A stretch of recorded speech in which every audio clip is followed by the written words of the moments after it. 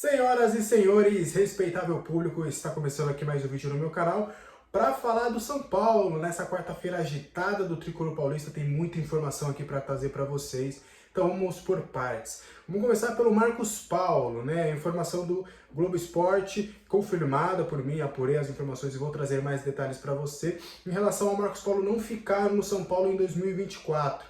Ele que chegou no início dessa temporada, emprestado pelo Atlético de Madrid, com o Rogério Ceni teve toda aquela questão, aquele atrito, se ele fica, se ele sai, teve stories, musiquinha, cobrança em público. Afinal, o Rogério Ceni saiu, com o Dorival Júnior ele conseguiu ganhar alguns minutos, mas aos poucos ele foi perdendo ali espaço. Foi perceptível que ele acabou ficando de fora dos relacionados em 2 partidas consecutivas, acabou não entrando mais no decorrer dos jogos. O Pato assumiu um pouco essa função, o Juan também teve oportunidades, o próprio Erisson antes de se machucar novamente, e o Marcos Paulo ficou ali meio cadevaneio, ali a ver navio sem ser relacionado. A informação que eu tenho, tá? Dorival Júnior e a sua comissão técnica identificou que o Marcos Paulo tem algumas deficiências em intensidade nas partidas. Eles perceberam que o Marcos Paulo, durante os jogos, ele dá aquela sumida, sabe? Aquela desligada no confronto. E isso, pro Dorival Júnior, é muito grave, né? Porque ele quer os jogadores ligados a todo momento, ele cobra isso a todo tempo. Então, aos poucos, ele foi acabando perdendo espaço para outros jogadores que entraram no decorrer das partidas e foram bem, né? O caso do Juan, por exemplo, que apesar da oscilação, conseguiu hoje garimbar um espaço que ele não tinha com o Rogério Ceni. E aí, nesse período que o Marcos Paulo acabou ficando fora, ele teve inclusive uma reunião, ele pediu para falar com o Dorival, pedindo mais minutos, falando que está motivado, que quer mostrar serviço, e ele acabou voltando a ser relacionado, mas ainda não foi utilizado pela comissão técnica do São Paulo desde aquele confronto contra o Cuiabá, que o São Paulo acabou sendo derrotado por 2-0 lá na Arena Pantanal. Dito isso, o São Paulo não quer ficar com o jogador para 2024, muito por conta da questão financeira, né? Além de entender que é um jogador hoje reserva e que tem outros jogadores que estão à frente na escala de hierarquia para serem utilizados pelo técnico Dorival Júnior, o São Paulo sabe que tem que fazer um alto investimento para contratar o Marcos Paulo em definitivo. E hoje o São Paulo tem alguns jogadores, vários jogadores emprestados, que é o caso do Caio Paulista, do Michel Araújo, que são jogadores hoje que estão à frente do Marcos Paulo nesse quesito. O próprio Erisson, apesar de não ter tantos minutos assim com a camisa do São Paulo nessa temporada, muito por conta de lesões, as características dele e até o valor, o custo-benefício, no valor que o Botafogo quer para vender o jogador em definitivo, para o jogador que ele pode acabar entregando no São Paulo, também há esse olhar positivo em relação ao Erisson.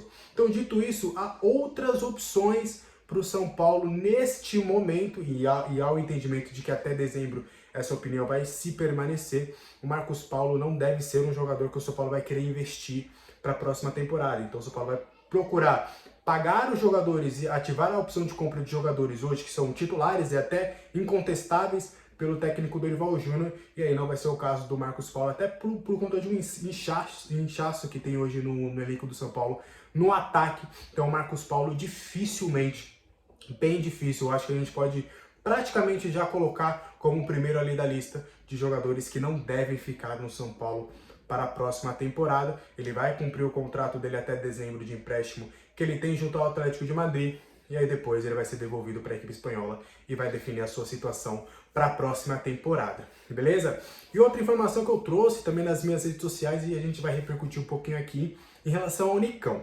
O Nicão tem contrato com o São Paulo, contrato longo ainda com o Tricolor Paulista, e ele está emprestado para o Cruzeiro até o final da temporada. Ele até teve um momento ali onde ele foi afastado, ele pediu para não ser mais relacionado, para não completar o 7º jogo com a camisa do Cruzeiro para poder atuar em uma outra equipe no futebol brasileiro.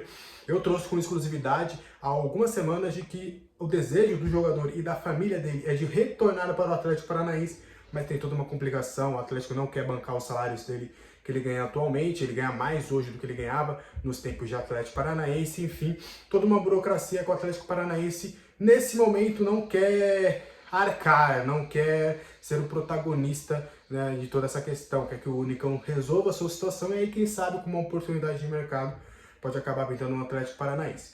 Mas enfim, Nicão, o São Paulo foi notificado por um clube estrangeiro, que o nome ainda não foi revelado, estou tentando ali garimpar qual que seria esse time, qual que seria o país, mas o São Paulo foi notificado por um clube do exterior que quer contratar o Nicão em definitivo, né? Acena para o jogador 2 anos de contrato, e aí seria uma venda, né? O São Paulo também não teria que pagar os vencimentos que o Nicão tem a receber até 2024. Quando ele foi para o Cruzeiro, houve um acordo que o São Paulo não pagaria os salários do jogador nem as luvas ficariam travadas nesse ano de 2023, mas voltariam normalmente em 2024. Então é bem provável que o jogador abra mão desse dinheiro que tem a receber, que é uma bela quantia, e aí o São Paulo fica livre para não pagar mais esses vencimentos, digamos, altos do Nicão, pelo que ele entregou pelo São Paulo na última temporada. Então é bem provável aí que o Nicão não fique no São Paulo também para 2024. Muitos até começaram a cogitar, pô, agora com o Dorival Júnior, com o Rogério Ceni não deu certo, mas e com o Dorival? Será que ele pode acabar não rolando e tal? Do que eu conversei com a diretoria, mesmo que ele não aceite essa proposta de jogar no exterior, o que é a tendência, tá? O jogador e a família estão bem reticentes a se transferir para o exterior, a viver uma vida fora do país. Como eu disse, a prioridade é voltar para Curitiba, é voltar para casa lá no Atlético Paranaense, mas conversei com uma pessoa importante lá da diretoria de São Paulo que é bem difícil, quase impossível de Nicão vestir novamente a camisa do São Paulo, beleza? E aí, pra gente finalizar, vamos falar de escalação, mas não pro duelo contra o São Lourenço, tá?